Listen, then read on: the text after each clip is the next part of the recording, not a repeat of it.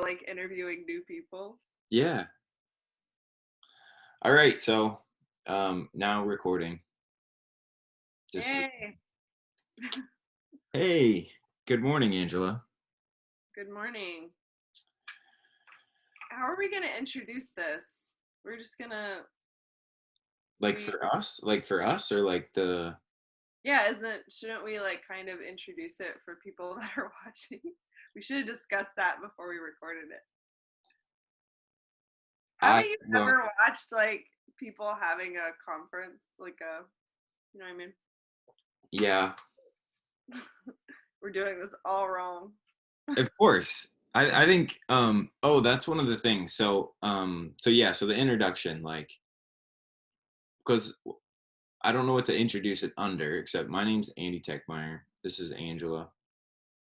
Wetzel. What's that? Wetzel, my last name. Wetzel. Angela Wetzel. And Angela and I met a couple months ago at a Mass and Kip event called Rubber Practitioner. I'm still discovering what type of coaching I do. I think it's like body informed or trauma informed mental coaching. Mm. Angela, relationship coach. I don't. Yeah, well, there's many layers to what I do because I'm a dating and relationship coach. Hmm. But like under all those layers, because that's very surface, I've kind of been a codependence and love addiction coach, like coaching adult children of rageaholics and people that are going through recovery and stuff. So like maybe at the very base of it, I'm like a self-love coach, but no one knows what that is, so I don't lead with any of those. That's why dating and relationship coach is like just fine.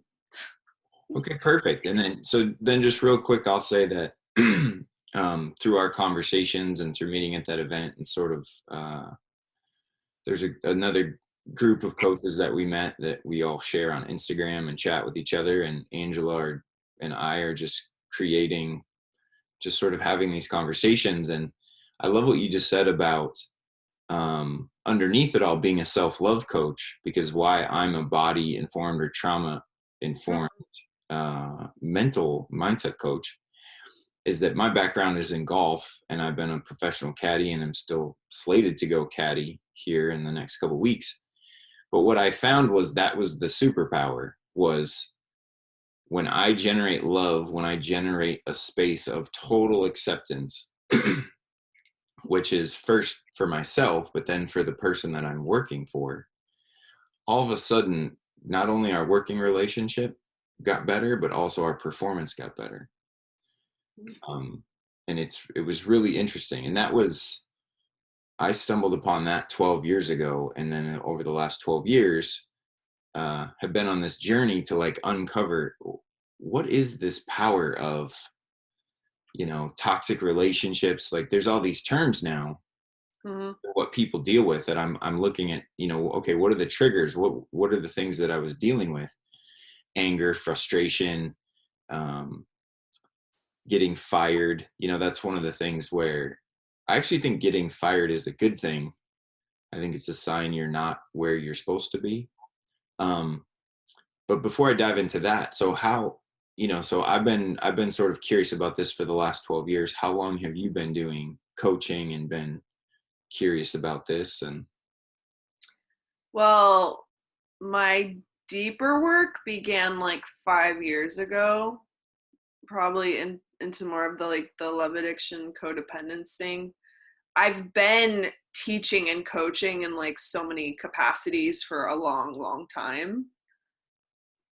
I'd say like a good better part of a decade. But then I went ahead and got my certifications like more recently because I was like, this is the right thing to do. And it was the right thing to do. Because I like learned so much more about like the skills and everything, like what I was already bringing to it. I was like, oh, and it just gave me a bigger like context to sort of understand what I was doing. So yeah, I actually just got like another certification in deeper dating, which is Ken Page's process. I don't know if you've heard of him, but he's really amazing. He has like such a great podcast. He wrote a book, Deeper Dating, and it's about how to date like authentically so that you're like showing up as yourself and asking for what you really need. And the way you get to that is by really learning what your deep like core wounds and insecurities are, and how you may not be honoring those yourself, so then you wind up with people that don't really see you, hear you, honor you. Totally. Okay, great. Yeah. So I love, this is why we had this, because our conversations and the stuff that comes up in talking about this. And then, today we talked about love, right? And then the one thing I want to share, this is a discovery I had this, I've discovered it before, but it came in again this weekend, which is this question that I always have in the back of my mind is, am I doing it right? And the question comes from that I'm not doing it right. Mhm.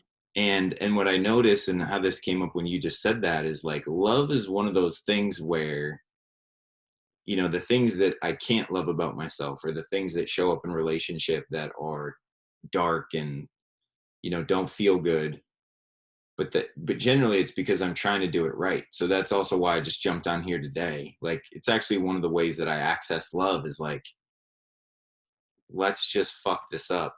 You know what's interesting though? I know, for example, like, because I study like a lot of teachers and different things, and someone who I really love is Allison Armstrong.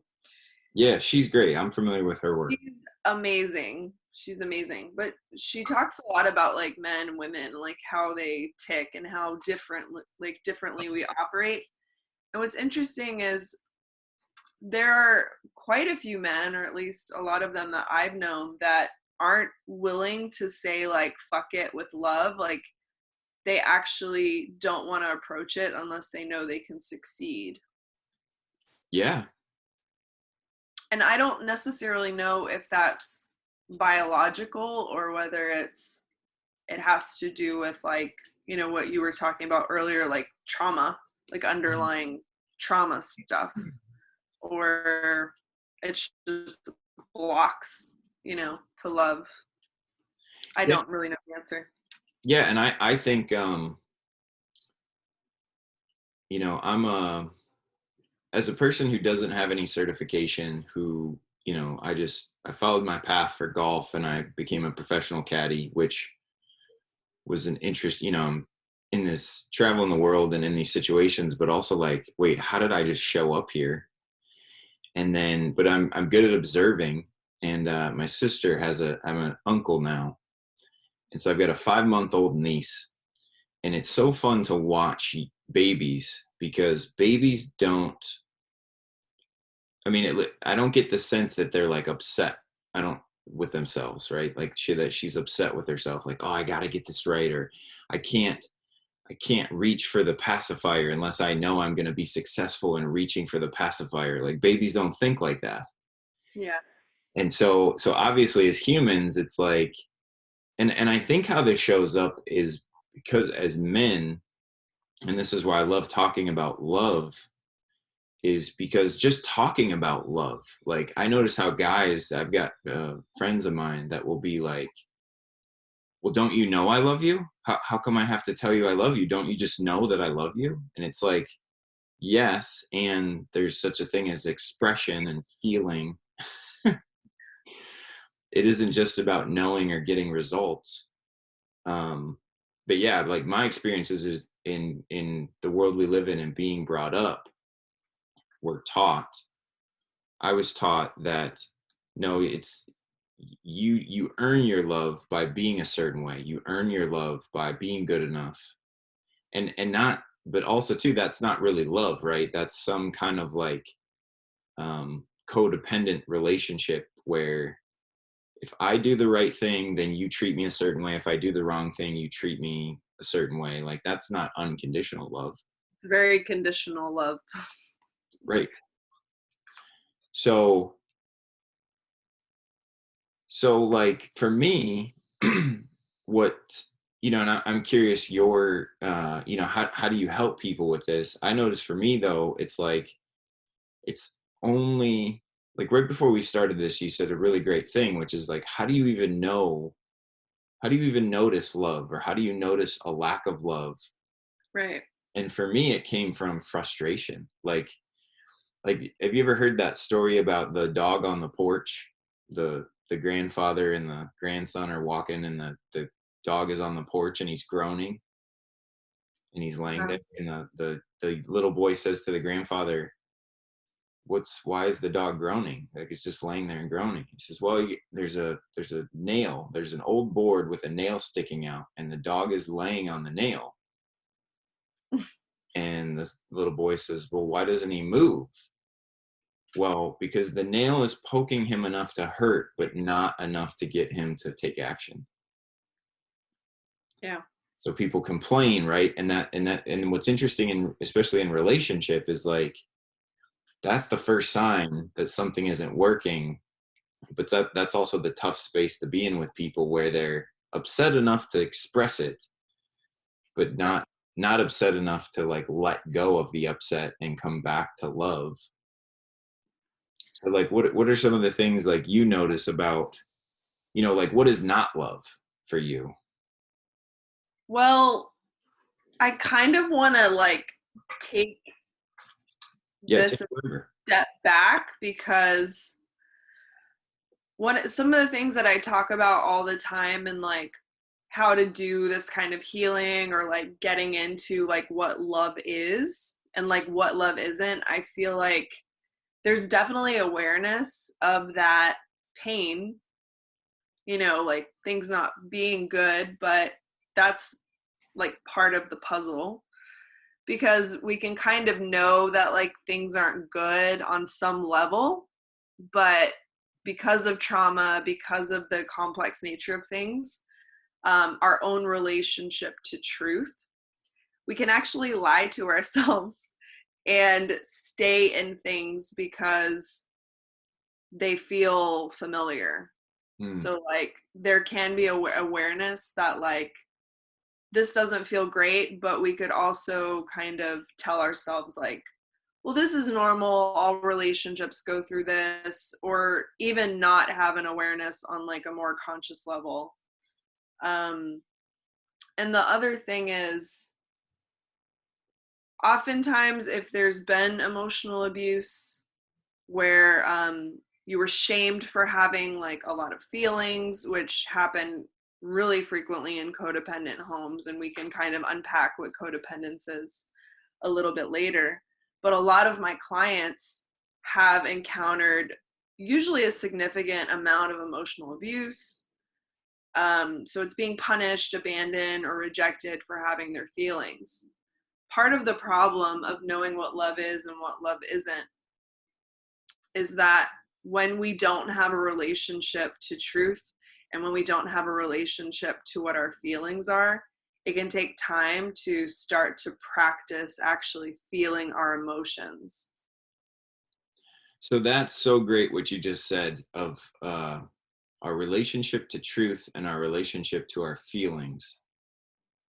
Because for me, that is that is my subjective truth, Mm-hmm. right? Is how I feel in my body. And I also think that's where it gets tricky in relationship, because it's how I feel in my body and then how you feel in your body.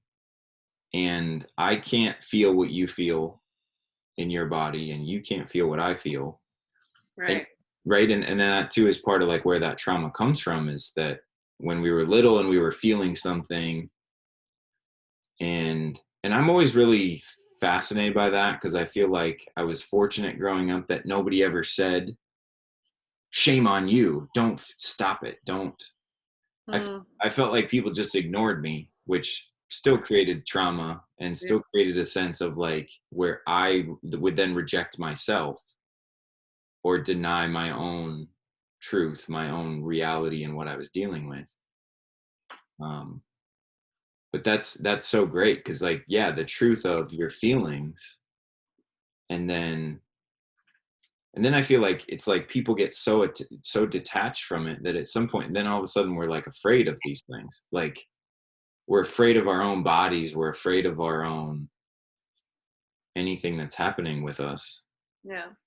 Well, it's a common theme, right? The thing that happens is because we learn to reject our feelings, and or that whenever we notice that we've had feelings, we're abandoned, rejected, ignored, whatever, punished, then the feelings can become the trigger. Oh no, I'm having feelings. Oh crap. What do I do with these feelings? I have to get rid of them now, right? And the problem with that is our emotions, they show us like what we need, what we want, our values, like they literally are our compass. Like they found that all decisions are essentially emotional. So what happens is we actually become cut off from our own inner authority. And furthermore, there hasn't been any modeling to show us how to listen or be attuned to these emotions. So what happens when we become adults is that we for me, it started with, well, I feel everyone else's emotions.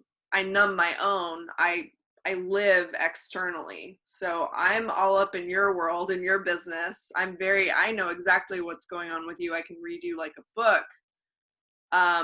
And also projecting my shit onto you, but I don't have an awareness of what's yours and what's mine. There's no boundaries, right? So that's a really confusing existence. Eventually I started to realize, oh, I'm not feeling my feelings. And I realized it would take me 2 or 3 days to sometimes even articulate my feelings.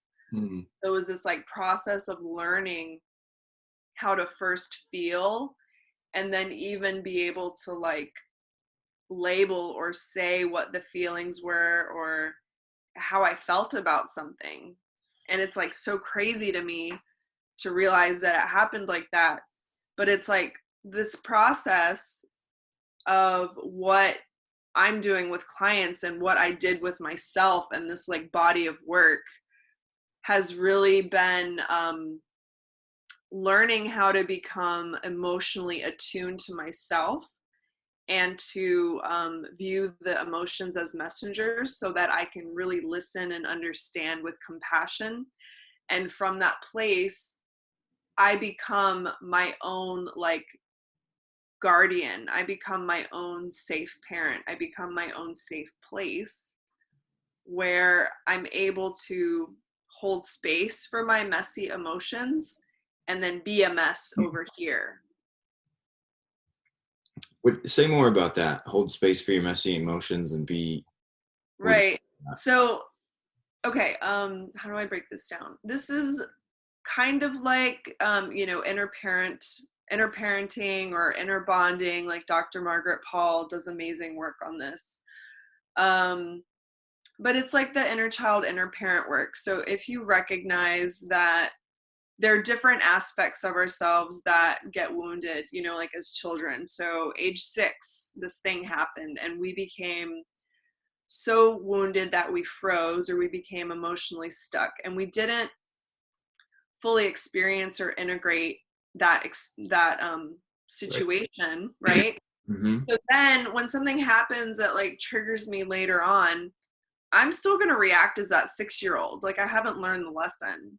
So there's me as I'm operating now, like you and I are probably mostly in our like prefrontal cortex, our seat of higher awareness. We're mostly like regulated, and like I know I'm like throwing out terms, but meaning we're like Yeah. calm, Calm, connected, peaceful, yeah. like we're cool, right? Mhm. Regulated. But I feel like I just lost my train of thought. Um, Remind me of what I'm supposed to be saying because I'm You were forgetting. saying like getting to this point where you can deal with your messy Oh, emotions, and then there's yeah, this other. right. So essentially it's recognizing that you have this seat of higher awareness, this higher consciousness. It's like when you start to notice that part of you that's able to like hold space for your friends, that's able to be kind to an animal when they're freaking out, you know, like there's ways to really look for and find this part of us that exists that is healthy, because we all have like healthy aspects and unhealthy aspects. Otherwise we probably wouldn't be here, or we wouldn't be surviving. Like, you know, we might barely be surviving, but usually there's healthy aspects of this adult part of ourselves. So there's this like emotionally mature part of ourselves that we need to learn to cultivate. And so what we do with that is to start to see the wounded parts of ourselves as like that smaller child. Or, you know, you can get a picture of yourself when you were age 5 or 6, and just know that when you're reacting emotionally, it's this scared part of you that just hasn't learned, like no one told you it was okay. So once you have both parts, you're not, and like this is an important distinction that I actually made recently, you know, because I've been doing this work for a while, and it's like so nuanced, like you learn new things all the time. Mm-hmm. And but like you can be really emotional and have super powerful emotions and just like feel so overwhelmed.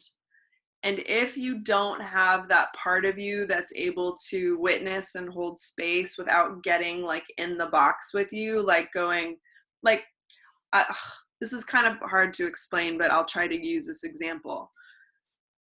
As a child, let's say you were reaching out and you were terrified and you were having really strong emotions, like you were really scared, you were crying, you were hysterical, and you went to your parent, and instead of them holding you, just like holding you so tight and saying, you know, it's okay, baby, like I understand you're scared, you know, how can I help you?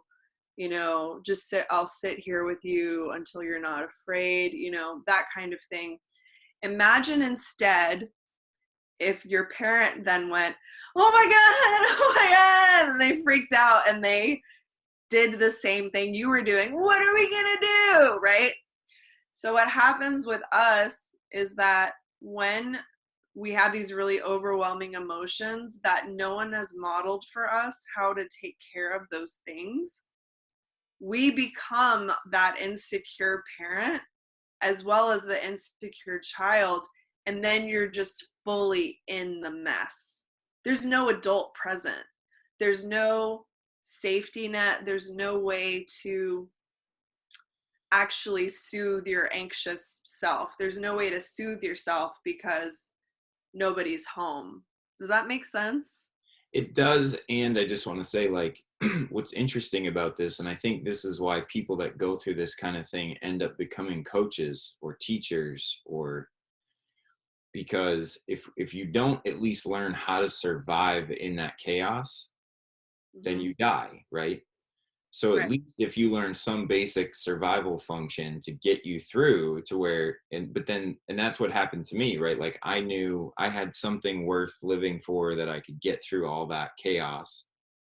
And golf was that for me. And then, but then, you know, and golf, I still find this funny that it's like, it's such an individual sport.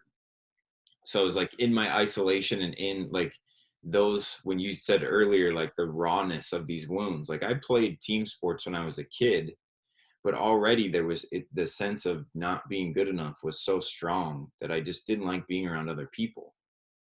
I couldn't fail in front of other people because it hurt so much, like this idea of what I was trying to do. So then I go to do golf, I can do that by myself. And then once I start caddying, and now it becomes relational. Now I have to learn how to develop these things with other people, which just brings all the stuff up from my Right. childhood, all these thoughts and feelings. And, you I know, don't know if we were recording yet when we were talking about that, that sensitivity, but like just to recover that for people that are watching, um, I was talking about like how we can have triggers and how they're personal to us. So imagine um, that the triggers or sensitivities, like let's say you had a really bad burn. So no matter like who you're brushing up against, like inevitably someone's going to hit it. But because it's here, you know, especially when you're walking around like this, you know, arm first, someone's going to knock into it. And so it's just like being really sensitive in certain spots, like people are going to trigger us. And then we have to know at least how to heal this or protect it or soothe it. And then there's all the different ways that we do Well, that. and the other thing that what I've been discovering in this last year was what I'm discovering this last year is the impact of my early childhood and how I didn't even look and didn't even question because it's like, oh, but isn't that just life? And one of the symptoms of that life was uh, unless they were my really close friends and there was only a couple of them, I would be somewhat relaxed. But by the time I was in like high school, college, any type of social, like I would sweat and my palms would be sweaty. Like my body was in a high state of arousal, like fight or flight. And then in any type of social setting, and I didn't know, and I didn't understand why, right? And then and two, it was again my frustration with, well, it wasn't working the way I was doing it. I need to practice some of these things. And it took me some years to discover, okay, what are these underlying emotions? Where does this anxiety come from? This Mm-hmm. fear that as much as I'm with people, they're going to leave in some moment. And I'm nervous about that. Or I can't say what I really think and feel because if I do, then they're going to leave. And so I had this period where I did self-development and learned stuff and the sweating went away and I could actually be with people and not feel awkward and weird. And then I was like, okay, cool. I'm going to take a break on the personal development and just enjoy not feeling like a social weirdo. And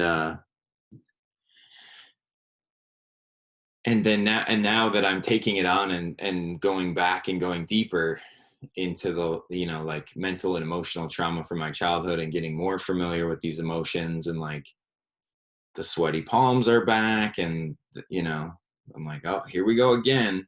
But then the fun part is at least now I know that I'll learn and I'll get to a point where my body gets comfortable with it. um but I just want to say that because that to me that was one of the signs of like back in the day I didn't even realize, you know, it's like I don't know why my body's responding the way it is, but my palms are sweaty. And then now going, oh, because I'm scared on some level, or I'm not, right? Like Mm-hmm. relative to regulation terminology, like there's this scale of comfort or scale of like being calm and centered in your body and feeling safe.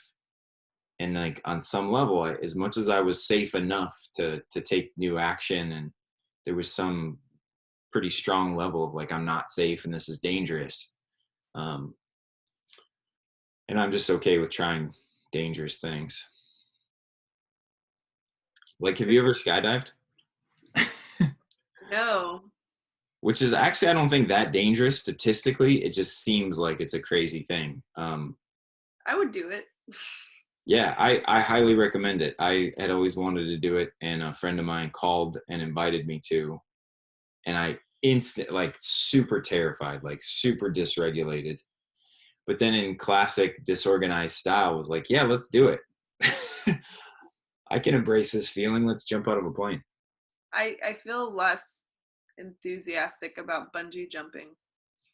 Totally. I think bungee jumping is scarier.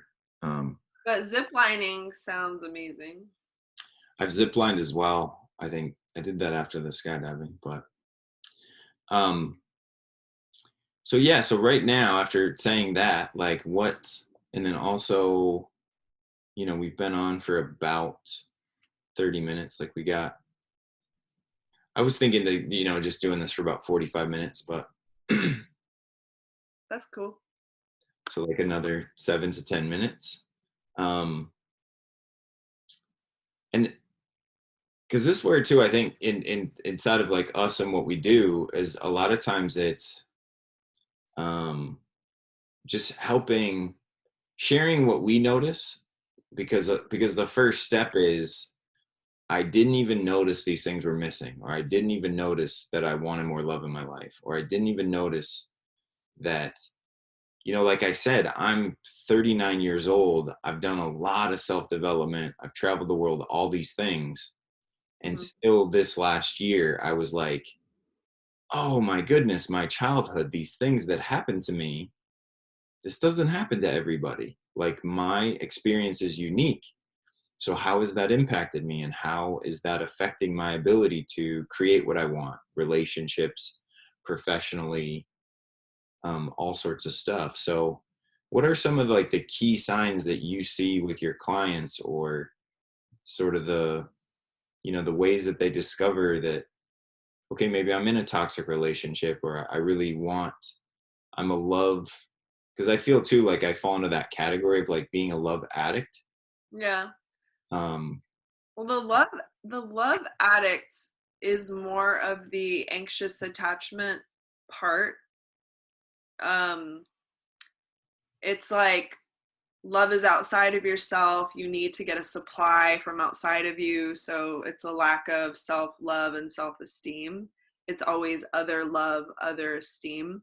So okay. that can cause you to kind of, I mean, it's like a pattern of self abandonment because you will do what you can to like chameleon yourself to get that person to stay. So Mm, whatever your old like strategies are to like, oh, I'm cool, like I don't have any emotions, look at me, that kind of thing. um exactly. And so I just want to interrupt you because as a guy, that's what I found, was that I developed these strategies, but then as soon as it was like when it came to personal relationships, or when it came to relating to women, and then women were like, well, wait, but you're not emotionally available, or how can we have intimacy and talk about these things? And then what would happen is the blocks would show up, right? The anger, the frustration, all these suppressed emotions yeah. from years and years and years. And then too, I would be terrified because I would know, like on some level I could sense that I don't want people, but especially women, to not feel safe around me. And so then I would just double down on shutting down and not expressing, because what you'd said earlier too was, it's such a great, I didn't get a chance to say it earlier, but I've, as a guy, so helpful for me, like that you explain, because I think guys, I've definitely had the misconception that women understand their emotions and they're already great at it and they already know all that stuff. Yeah. Right. So what you Women are more culturally um like conditioned, or it's more acceptable. It also has to do with the way our brain is set up. We're just more in our emotional side. Like we feel emotions, we are more emotional. It's like hormonal, like there's so many things. And so it makes us more emotional, but it doesn't really mean that we understand like what the fuck is going on, or even how to tame the beast. I mean, it's not even a beast to be tamed, but you know what I'm thank, saying. thank you so much, because when I started caddying on a ladies tour, I would, and this is where I've gotten to the point with my coaching where I love that women can pick up on stuff. Like it's I don't know how to explain that. Well, And women have diffuse focus, so we're able to like multitask, but we're like, think of it from a evolutionary or biological standpoint. Like women have to be able to be super attuned to what's going on for like the survival of the infant. So they're just naturally going to be more like reading more body language, like very much into relational stuff. And that's like women, we just relate that way. When you think about like tribes and how women got together and how they take care of rearing children, there's just like a biological thing where women are so much more like zoop, in relationships. We're on it. You know what I mean? yeah, um, yeah, yeah, and I love that point too of like because also, yeah, like our bodies are designed that way. Not to mention just the wiring of the body, but also the hormones and how it affects us. And that's what's really interesting though too, is like, because I'm also discovering in life how it's so funny how we talk. I notice people say like, "Oh, I'm not normal," as if there's this guy Pete who he's the cookie cutter version of the normal guy, and then and then there's Pete and Sally, and they're the normal, and then everybody, you're either better Yeah. or worse than Pete and Sally, and like there is no such thing as normal. Um, and so what was there something else? I feel like I interrupted you. And Oh, well, you were talking about like how do people come to find that they're like in toxic relationships. Like honestly, I don't even think that a lot of the people that are in relationships that aren't working for them, I even identify with toxic relationships. Like I feel like I feel like toxic relationship, like for people to identify with that, I feel like it has to be pretty bad. You know what I mean? yeah, I totally agree. I think the toxic to me is such a strong word. Like I think of like nuclear waste. Right, like something that is like going to kill you very fast, right? Yeah, But unfortunately, with relationship and this kind of thing, like I believe it's very like covert. Like it's like beneath the surface. You might not even recognize that you're in like okay, I'll just use my own example. So, um I got married when I was 20 and I was already very unhappy probably by the time I was like 24 because I was in the military. I'd been to Korea. I was back in Maryland. And I remember driving to work and this is how I realized it later. It was like it was not a truth that I was willing to entertain, that I wasn't happy and that I wanted to leave my relationship. right. Because I was married the way that I was raised, like you're loyal, you stay in it, divorce is not an option. It's just not an option, right? And then pile all that on top of like I'm not really feeling my feelings, my relationship to truth was very damaged, and that's like a whole other thing that we can talk about. But essentially I remember listening to there were two songs in particular, and they're not well-known songs. One was from Sarah McLachlan. I'm trying to remember the name of it right now. I think it's called Time. Okay. And you look at the lyrics of that, which we can look that up later. Also, there's a song by Dido called Hunter. And in both of these songs, there's this like expression of a woman feeling captive and wanting to be free again. So, like, it's interesting how language and music and metaphor deeply speak to our unconscious. So if you're really curious about, you know, how you might be doing in relationship, look at the movies you're watching, or even in your relationship to yourself or how you're doing. Look at the TV shows you really identify with, the characters that you identify with, the music that you're really into. Like if there's a song you're like, oh, I'm so into this song, like look at the lyrics, because your unconscious is listening and there's something that's like vibing with your energy, you know what I'm saying? Like there's an identification there. Totally. And so I just want to share a funny story. 10 years ago, I'm like doing this real estate investing training, and we have these weekends, and then we go to a karaoke bar. And I'd never sung karaoke, and I still at the time I'm growing through social anxiety, whatever, but I'd go with everybody. I may have had a drink, and then like, come on, sing, go pick a song. So I'm going through this list, right? And I'm trying to just pick a song that I recognize. And there's a band named Ben Folds Five, Mm-hmm. and their first hit song that I bought their album is called Brick. Yep, familiar. And so I picked that song and I start singing because I know the words, and it takes me about 10 seconds. I start singing and I feel this like the energy of that song just washes over everybody at the karaoke bar. And I feel like people look at me because it's a super depressing song. Like Very depressing. And I was not aware at all. Like I was totally detached from. So I started singing, and I swear to God, people looked over at me like, why the fuck did you pick this song? Like, it's Friday night. We're trying to enjoy our lives. And all of a sudden it hits me like, no wonder I was so depressed in high school. I mean, I listened to this shit all the time, like on loop. And then all of a sudden I'm like, most of the music I listened to was either angry or depressed. Yeah. And then now, currently, the flip side of that is I listen to Jason Mraz. He's one of my favorite artists because it's lighthearted. It's some of his songs are, sort of more intense and deep emotionally, but a lot of them are about loving people, Hmm. spreading love. So I think that's a great piece of feedback for people to, yeah, see what's happening outside of you as a reflection of what's happening inside of you. Well, it's also like, what came first, the chicken or the egg?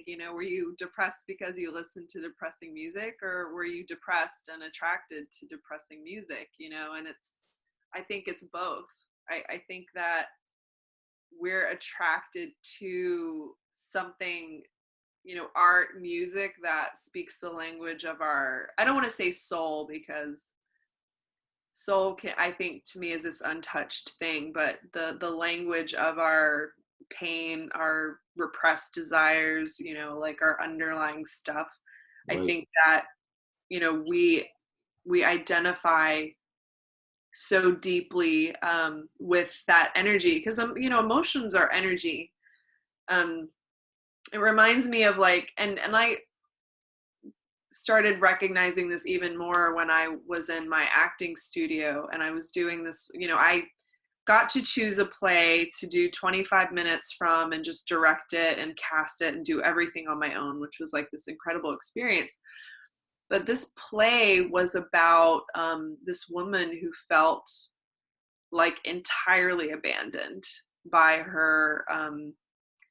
Well, not only did she not ever know who her father was, or he left at a really young age, but her like mother was just not like around either. Like her mom was like a gypsy, like wanderer. And Mm. it was this Irish play called By the Bog of Cats by Marina Carr, I think her name was. But it was essentially like an Irish folklore version of Medea. And what I had tapped into was my own deep, deep feeling of abandonment. And it was so palpable for me that I was able to portray that character because I knew that feeling so well. Right. And I wasn't even like, I don't even think at the time I had full conscious awareness that that's what I was doing. I was like really identifying and connecting with that pain that connected us, like the story. And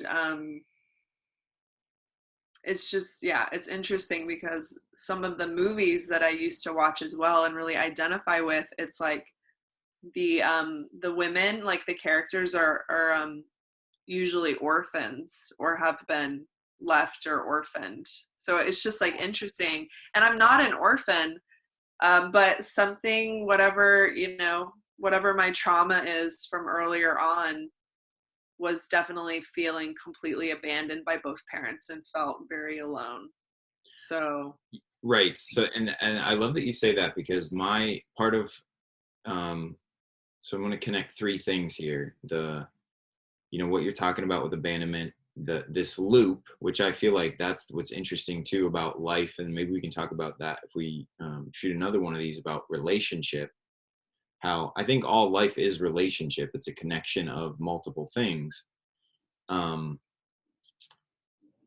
and that and that we can shift that, but also, so it's being aware of, okay, where are we, and then where did we come from, or where do we want to go? And but for me, my parents got divorced when I was 3 or 4, and my dad moved away from Minnesota to New York when I was like 6 years old.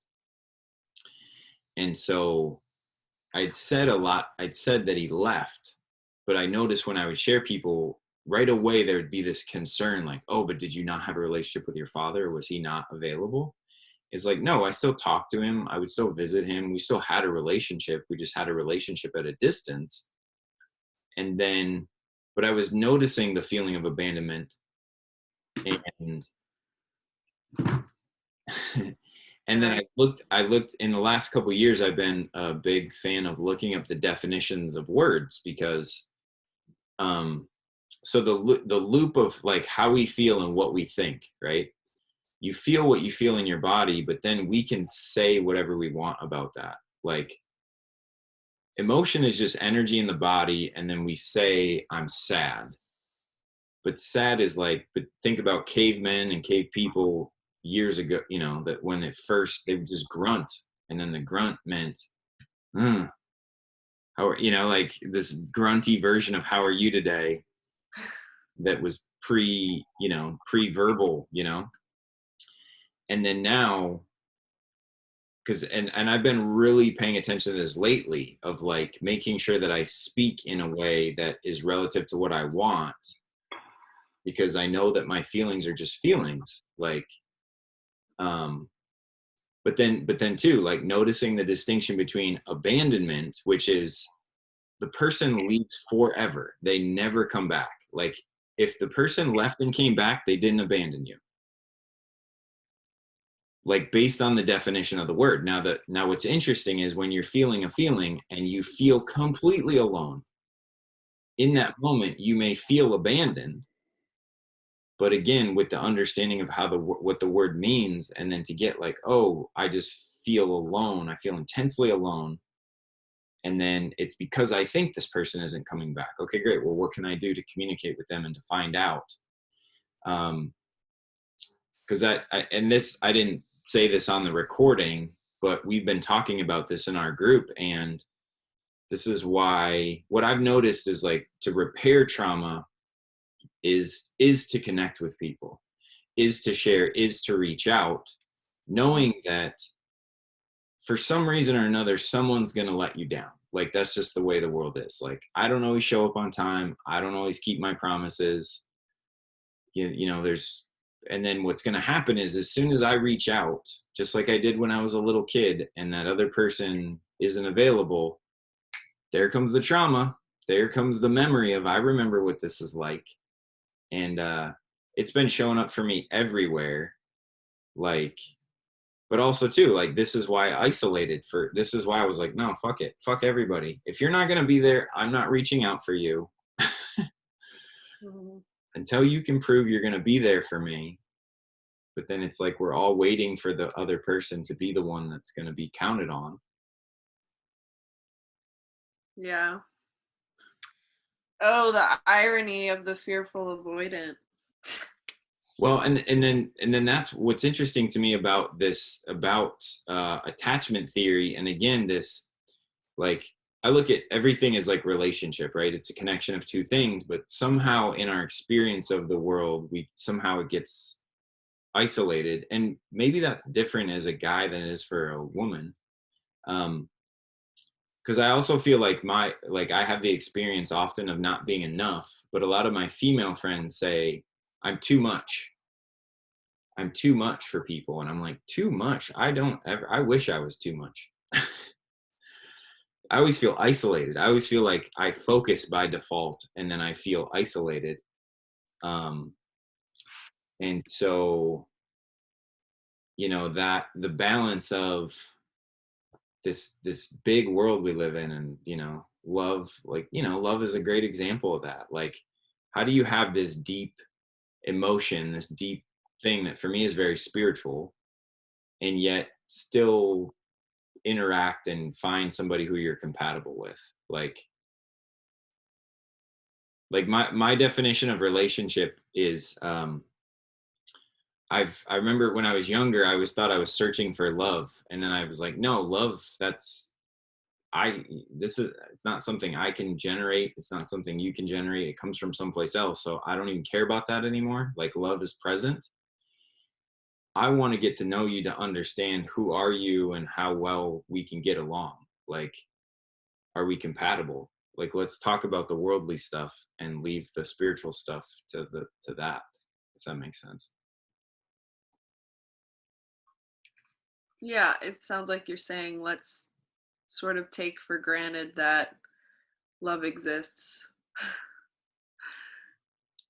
right? That And like was, I wouldn't say take for granted because part, but like in a well, I sense, like mean, let's just like, say it's already there. yeah, I mean, like, let's assume that, yeah, love is present, I guess, in some way. Yeah.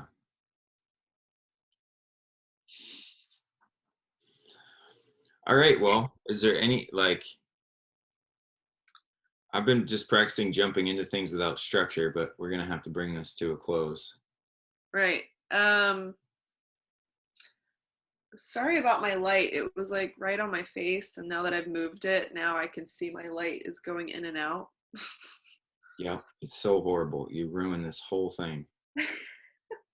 I know I did, didn't Yep. I? Hopefully, maybe that'll work. Is that better? Okay. Not as on me, but in between. Um, I was just kind of wondering if we had sort of covered everything that we like opened up. And I think I was wondering if had I think what I was wondering is if I did a good job of explaining like whether or not you can tell you're in like a dysfunctional relationship, but I guess like to try to define what a dysfunctional relationship is or how that feels like, I Mm-hmm. guess the easiest way would be to at least start with the fact that you're not happy in some capacity, I love that. but it's like not to say that that's like dysfunctional, but you have to recognize like first that something isn't going well, like you're not feeling good in the relationship. And I think what causes it to be more dysfunctional is that I believe that relationships are about rupture and repair.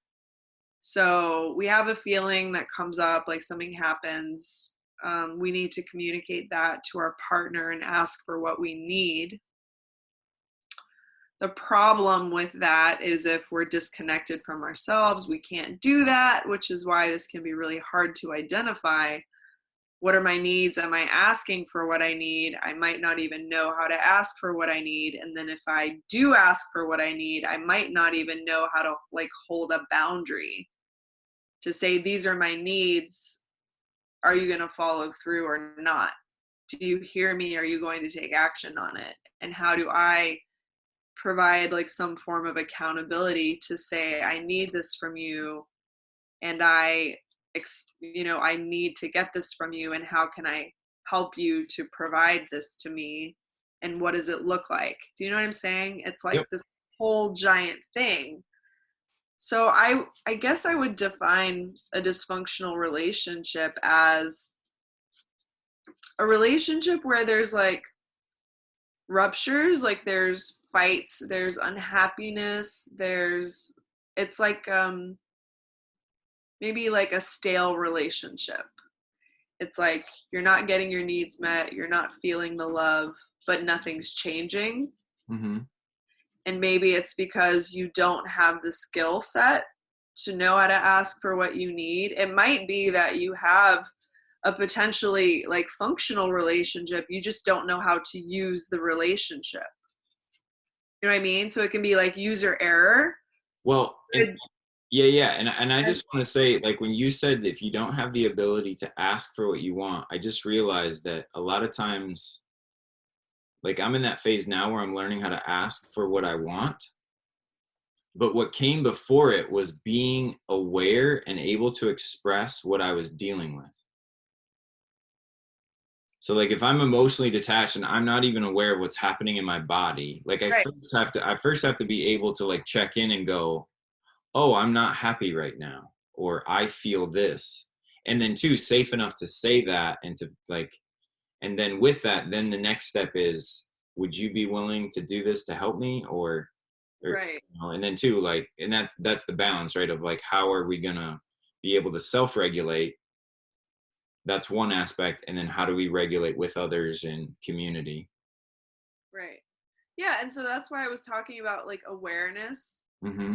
and feeling your feelings are like two of the most important things, but like how you arrive there is maybe a little more convoluted because like awakening, awareness, consciousness is not like a one pop stop. It's not just like I'm awakened, I am aware, unless you're like Byron Katie or Eckhart Tolle, who had like their ego split wide open and they had like a meltdown or whatever. But here's the thing, even with them, like if you hear their stories, both of them said that they have these profound breaks and then they're in a state of bliss for a period of time, but then it goes away. and Ah, and then Eckerd went out east and studied, and then he learned how to be able to produce that over time.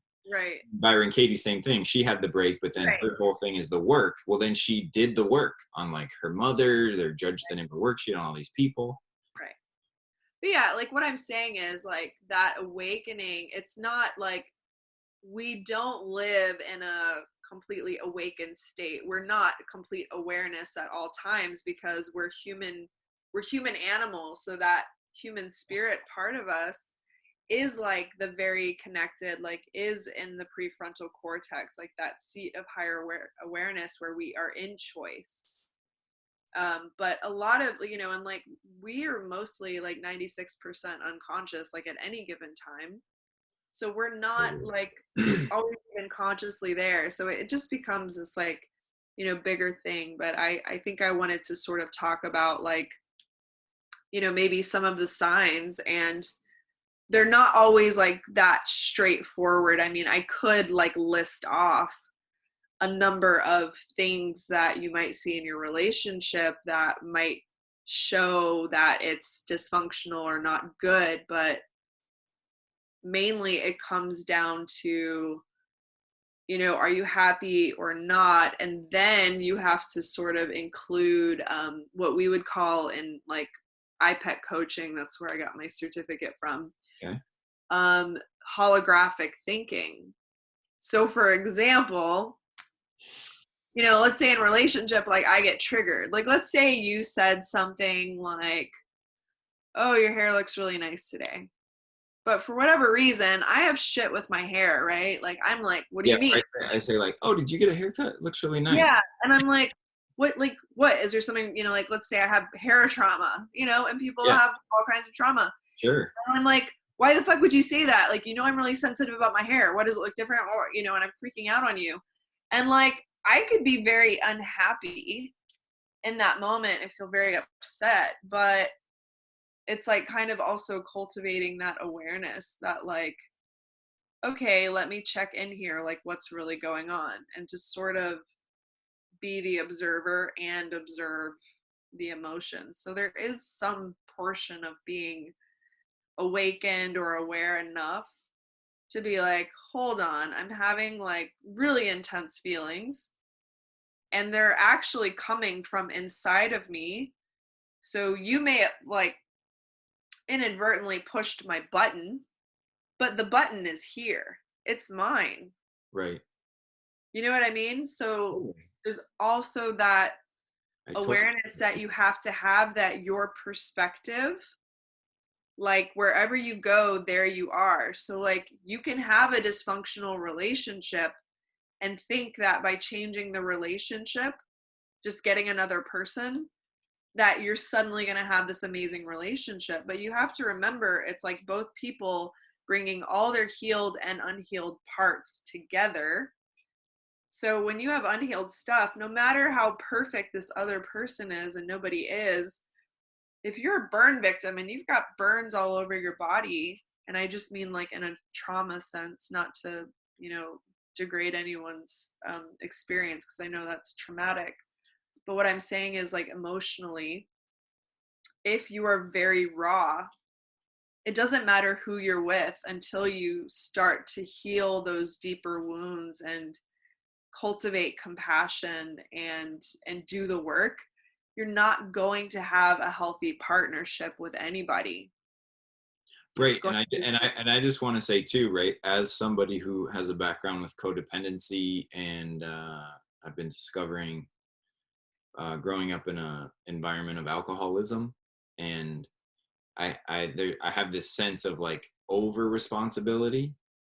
So if you're a person that's in relationship and you meet this partner that seems too good to be true, like because they're going to make you happy and they're going to love you no matter what, and they're making these really big promises, Right. which is really great. I'm not saying don't throw the baby out with the bathwater, Right. but if they don't also bring a certain level of accountability, of creating clear agreements, of some boundary as to what they can and cannot do, because this that's a type of like delusion, is like thinking that someone is going to be responsible for you, because you can't take that away from somebody. So um yeah, so honoring those two things, right? Like how do I look for this and find somebody that's willing to participate, but also they're going to maintain their boundaries. And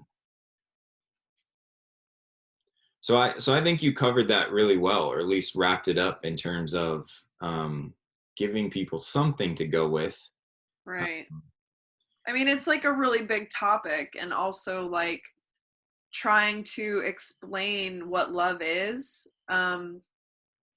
For a lot of us, we get a mixture of very unloving things. Like the way we were raised was not particularly loving or gentle or attuned, mixed with ways that were, and so our common like imprint for how we understand love is complicated. So Totally. it's like once you start to understand your feelings more, and once you start to become the observer and use not only your feelings but your logic, like your prefrontal cortex, your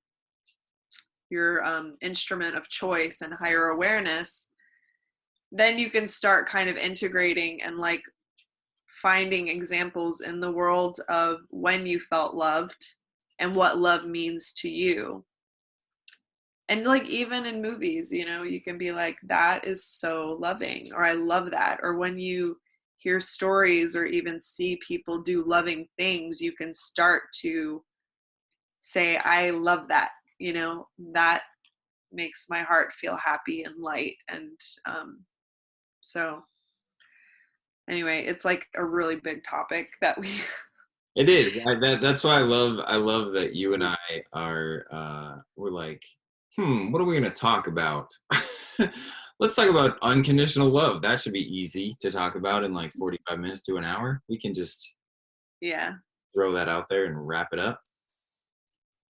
Yeah, Yeah. so that's great. So Angela, thanks for doing this. You are most welcome. This was, I mean, as usual, our conversations are like really fun, really thought provoking, really deep. And I just hope that anyone watching this, like, has some aha moments or has like a deeper understanding, at least, some more context of like what they're really dealing with.